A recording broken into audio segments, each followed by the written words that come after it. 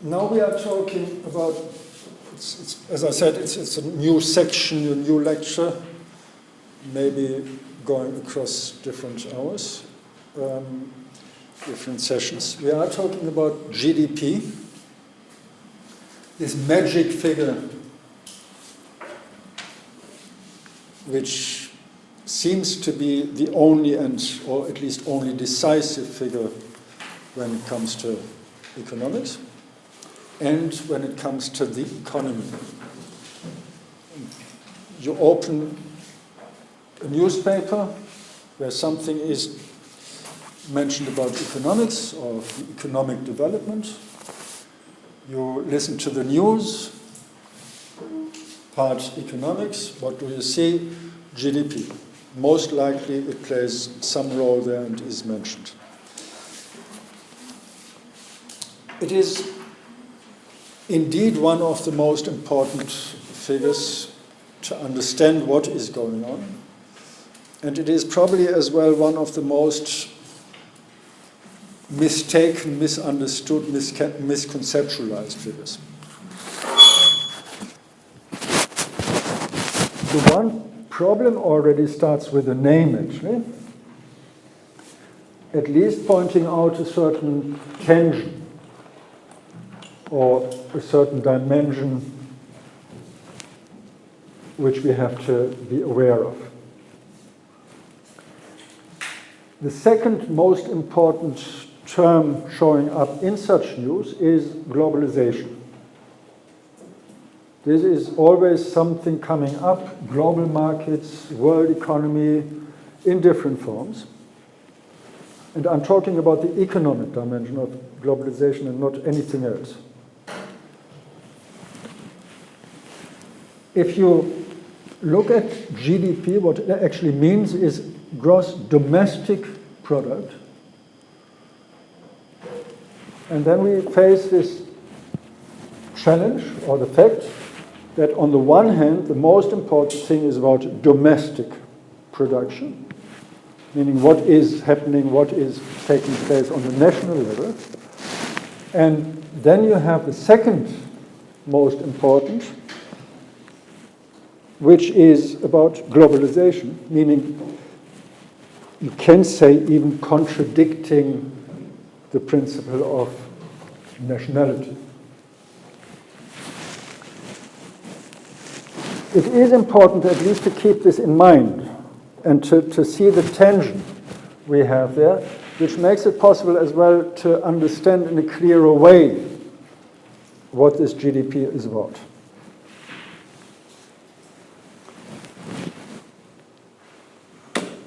And before doing so, before looking at the GDP as such and developing the different facets of it, some methodological remarks.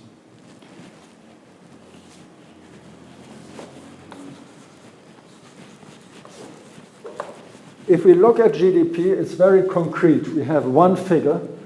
We can actually, as you will see, we put something into it.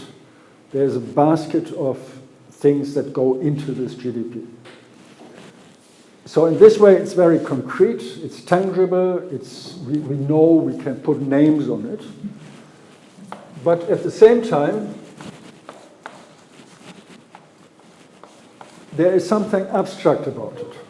Because we are not talking about individual products, we are not talking about individual process of production, but we have this tension, if you want, or these two dimensions going hand in hand, that on the one hand it is linked to the concrete process of production and consumption, exchange including, and at the same time it is a matter that happens something in society, something in this economy,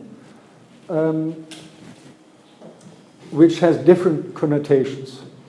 Wealth, growth is always something where we don't know really what it means. We know we have this understanding if GDP grows, it's good. But we will see later that as such it doesn't really mean anything. because as such it is kind of abstraction. Then we have something that I implicitly mentioned, saying we are talking about production, the process of producing something, or exchange that happens on the market. We are talking about flows, and flows always need individuals or people who make it flow. But at the same time, we have something else, namely structure. The one point making clear that we are talking about structure is the national economy. I'm not talking about the national state. The state is part of the structure. We are talking about firms. We are talking, in a way you can say, about a scaffold on which these processes move. It's frequently said, I said it as well, that there is something about communication in the economic process. Exchange, it's not communication necessarily with words, but with using money. People relating to each other. And you can say it is about a traffic system where you have certain roads, where you have certain pathways, different means of transport, railway and cars and walking and flying. But all this needs a structure.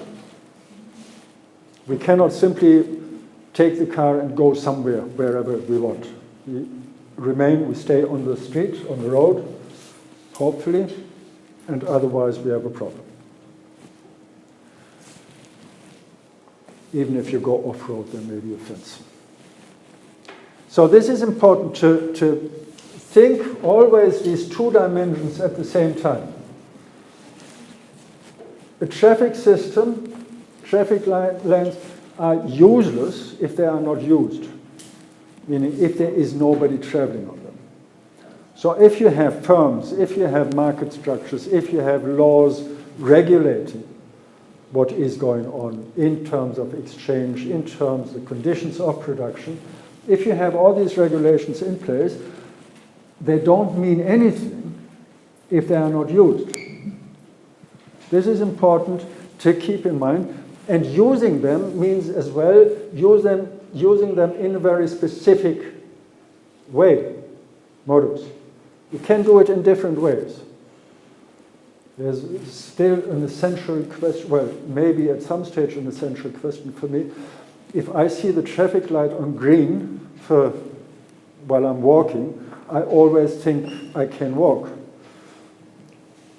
If I think about the people who ignore this, what I think is my right, it may be at some stage end in a conflict, in an essential one.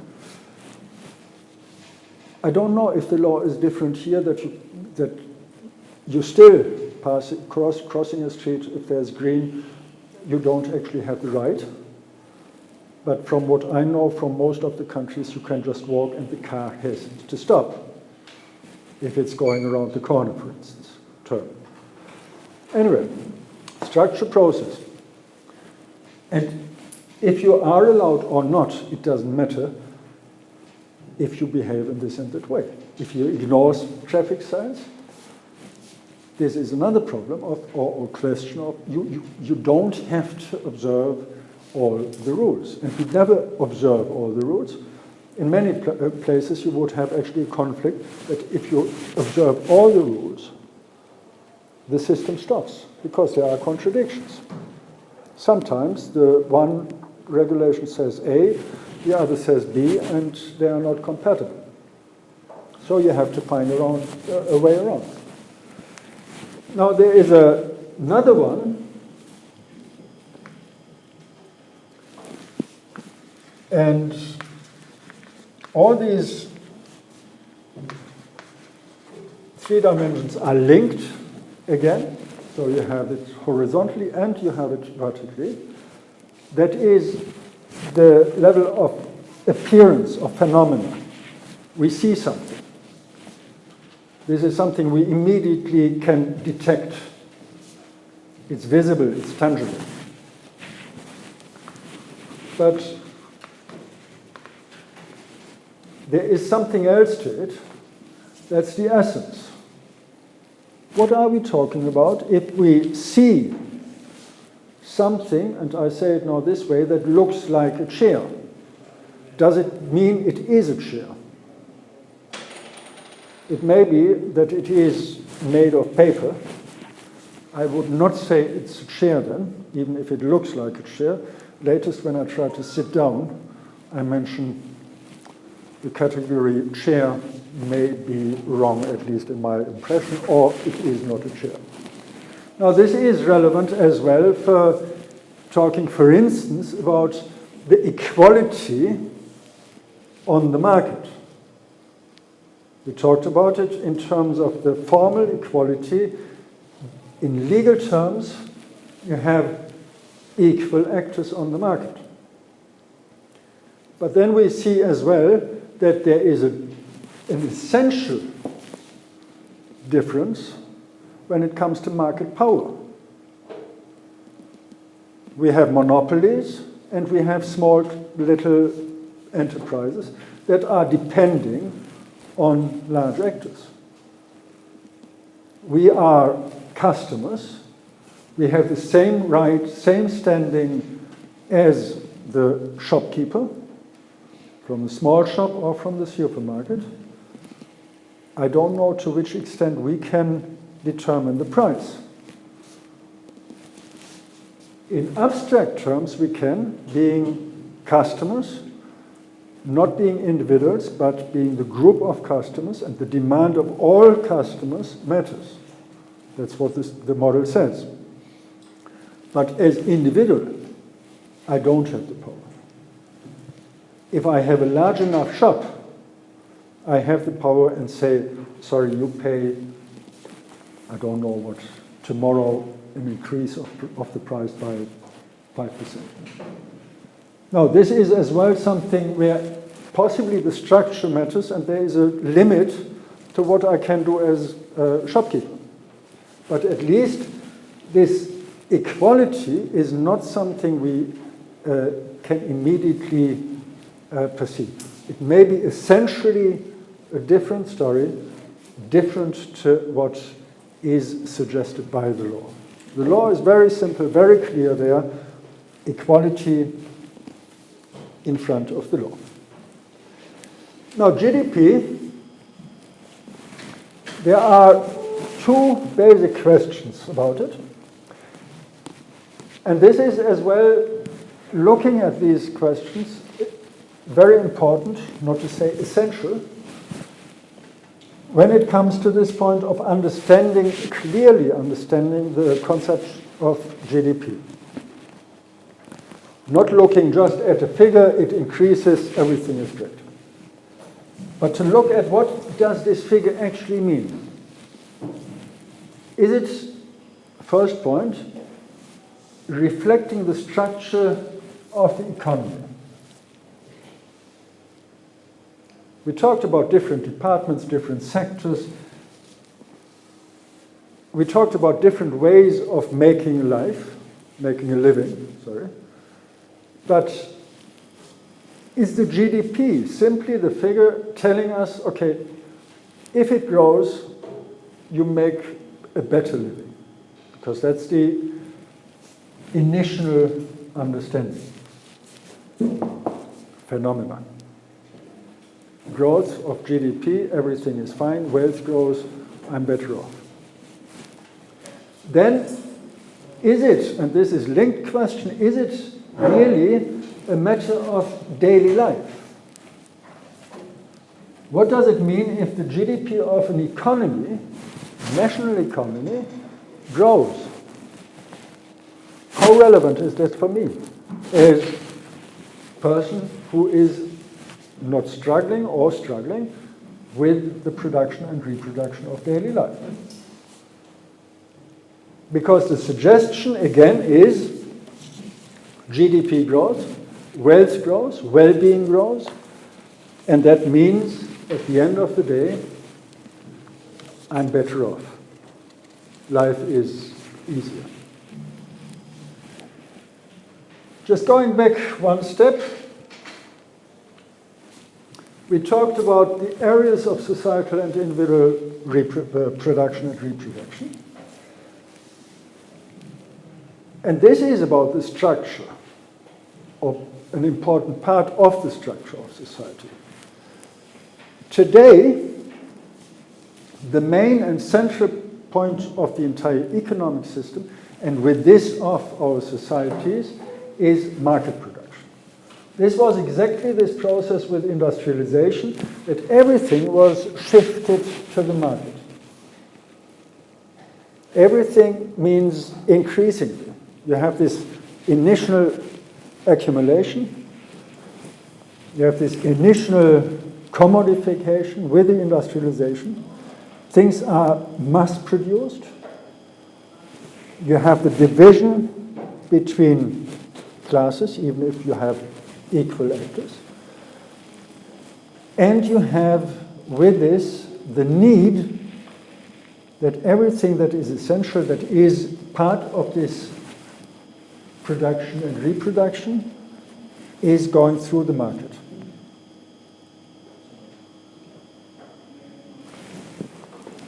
To clearly understand what it means, you go back in history, long time, but even then you find it at the early phase, and some people continued, and we always continue still with it. We have subsistence production.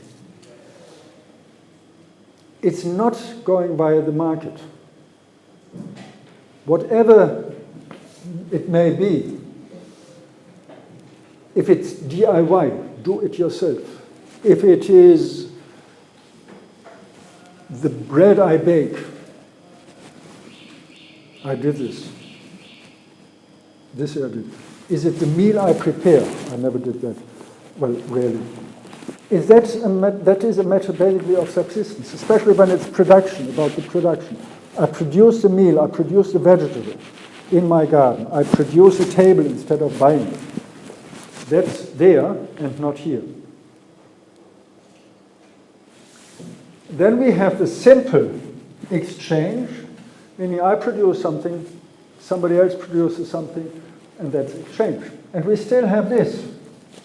And most likely, you do it more or less every day.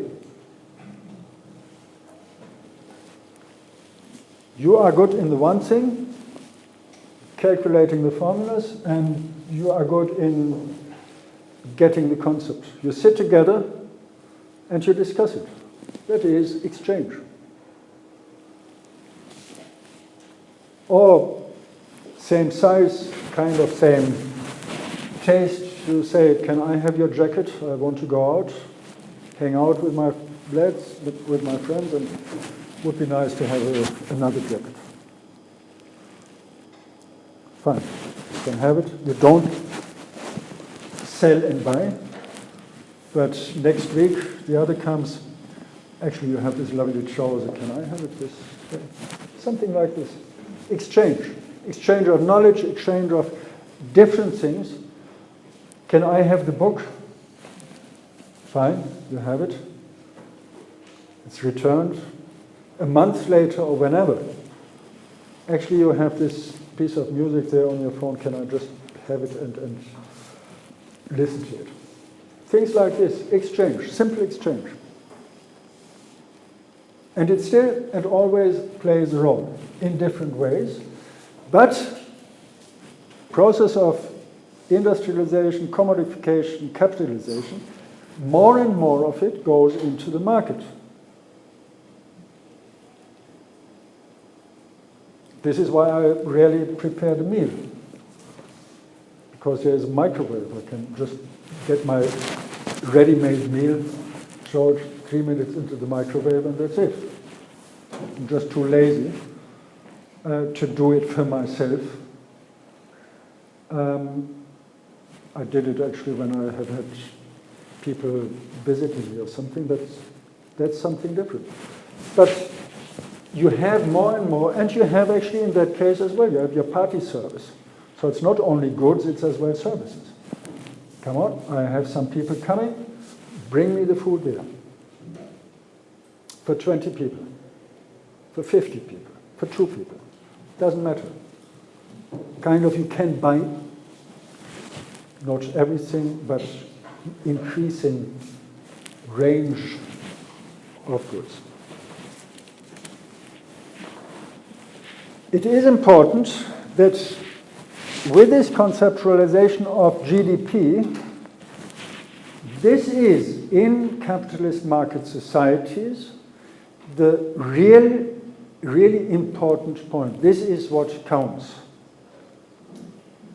There is no figure put on this, even if you put a figure on it. There are now new statistics and looking how much, what role plays this exchange and how much do people exchange, who exchanges this way, who does the gardening, vegetable gardening and that. But this doesn't really matter for the economy, not yet. And then we come back to something else. This is actually the traffic system, if you want. I said before, it is like a traffic system. This is where products are produced, are generated, and where and how they are exchanged. We have had this in a very simple form. The two sides, if you remember, left the households, right the firms. And then we have this circular process of exchange, the two markets that play a role there. There are two extensions to that simple model. This is the rest of the world, meaning even if we are talking about GDP, domestic product, we have to consider in one way or another that there is a rest of the world, meaning that exchange is not limited to, in very strict sense, to these two actors that are visible, that are immediately there to exchange. And you have the government as household. And this is important. It is the government as household. It is not about the state-owned enterprise, as we have it here. Even if we have state enterprises, they go here. They are controlled by the government, but they are not the government. So they are here, the control, that's another thing. But as well, and this is where the state plays a particular role, or the government plays a particular role here, it is the government as purchaser of goods and services. This is where the state is not, or the government is not here, but plays its own role. Now there you see a tiny problem already, that actually one can ask, what does the government do? What else than producing services? Because whatever they buy, paper, computer, or whatsoever, goes in one way or another in the service the government provides. So in this way, it is not just a matter of consumption, but it is a matter of production, but not in terms, not in the understanding of the firm of the enterprise. Ideally, in terms of the model, there is a balanced system. It's an equilibrium ideally, where you would have the different markets balancing each other. It's on the one hand the large categories of markets for goods and services and factor markets, but it's as well within these markets that there is a balanced relationship and an equilibrium. You see here one difference to the presentation, to the earlier presentation. I copied this somewhere, I don't know, mea culpa. But the difference is, in the other scheme I presented, you have had the households here and the firms here. So you have had the horizontal line as central, and then you have had the markets. What it expresses is the centrality of what? If you look at the markets as central axis, this means you are looking at exchange as central market, as central axis. It's all around exchange, and exchange is the decisive thing. If you have the other way around, the households and the firms as central axis, you find exactly another idea behind it, that it is actually production. We need, of course, in the other model, we need the markets to exchange, to verify the value, as well as we need here the households and the firm. There is no market, no exchange without firms and without government, without households. But at the same time, the question is, and this will be clear at some stage, and this is the part of the capitalization, the decisive thing is and remains and actually became with this capitalization the process of production. Because this is where we define the value of the goods and services that are on the market. And this is the conflict in economic theory. What is it? Is it the market that defines the value, or is it the production price? We talked briefly en passant about this law of production. So this is one dimension of it. Keeping in mind, it is part of this circle, but at the same time, there's something else. I asked occasionally today, frequently today, what does it actually mean when we're talking about GDP? And the suggestion is, it is about wealth. And the next step of this is, it is about well-being. In a very simple and simplified way, it says, produce more, you are wealthier, and this means you feel better. I think it's simplified. On the one hand, nobody would immediately and directly say, yes, this is the entire story. In this way,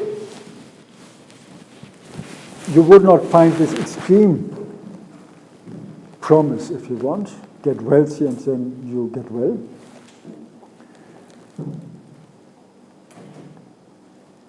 The other thing is that the link between the two is not clearly defined, and we cannot actually clearly define how they are linked. There is, of course, a link, but nobody, again, says in the extreme case, the GDP is a measure for well-being. The GDP is only defined as measurement of economic activities. The link is not defined as GDP measures well-being, but the measure is economic activity means increasing economic activity means increasing well-being, and extending the economic activity is extending this part, the market production of economic activities. As you can see, and there is an increasing debate since, well, in a long-term perspective since the 1970s, and then again since the middle of the 1990s, about, yeah, it's fine. We don't contest the meaning of GDP, but what we contest and where we have to find ways of properly thinking about it is that there are other things, not market production related issues, that play a role when it comes to well-being. And they play an independent role, even if there are, of course, links again. If you are materially wealthy, that's coming here, of course the likelihood of a good health status is higher. Simply because the conditions to avail of health are easier to fulfill. At the same time, and that you can take this as an example, if you have to work under extreme conditions, extreme time, health conditions, risk, to be wealthy, materially wealthy, you will have a problem. If you work under conditions that are extremely stressful, you get a huge income for it. The question remains, what does it to your health? What does it do to your health? Work-life balance is part of it. If I only have to work, I don't have time to reproduce myself for recreation. I may be very rich in material terms, but the question is again, what does it mean? And then there are other things of social connections. I think I told the story of a friend in Russia. I was going there and she said, I'm just back from, I don't know, Siberia. They gave me a present, a little present, a horse. I said, it's not a little present, it's pretty expensive. Yeah, but for them it's nothing. They have so much money there that they cannot use it because there are no shops, there are no theaters, there's nothing, there's just oil. That's basically it. It's a small village, they are extremely rich, but they cannot do anything because there are no social connections. There is nothing. Small, tiny village, you cannot spend the money, so just get a horse, it doesn't matter. Of course, this is an extreme, but as well, if you are living under conditions where it's extremely difficult to establish social connections, to maintain social connections, for whatever reason, it is a value in its own or a devalue of your life. And you can take different examples. Language. If you are stuck like I am here without being able to talk Chinese, my contact, my social connections are simply limited. Now, I am in a stable position here, meaning I don't have to look for a job. I have it here, and when after I leave this job, I leave the country. If I would then have to look for a job, I don't know what to do. I don't know if there's an advertisement or if there are English-speaking jobs advertised somewhere specifically where I could find one. Simple thing. So they depend on each other. but they have their value in its own, in themselves. I read recently an article about community and health status. If you are living in a community, there is mutual support, there is understanding, you have a problem, we sort this out. This is a different story and has consequences for your health status. It's not the service you buy or the service you may get as a public service, but it is as well how are you connected to others.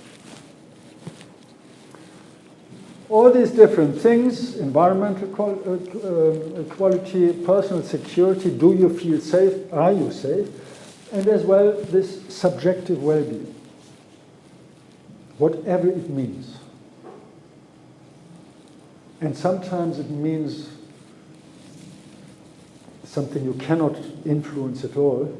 It means the weather is miserable, and you get up, you look out of the window, and you say, oh no. And then something says, you go to work. And you have to do this and that. You have to walk your dog. Something you enjoy when the weather is fine, and you hate this day when it's raining and when it's miserable. So all this plays a role. All this plays a role as well in different concepts of what it means. You have here natural capital, economic capital, human capital, social capital. This links to another theory. Then you would have as well human security. You would have different understandings of what actually this side is about. But it is discussed. And there are considerations now about it. Which role does this actually play? What does it mean for, in the beginning I mentioned it, the individual and societal production and reproduction of daily life? And it means that we have a break occasionally and we can enjoy this.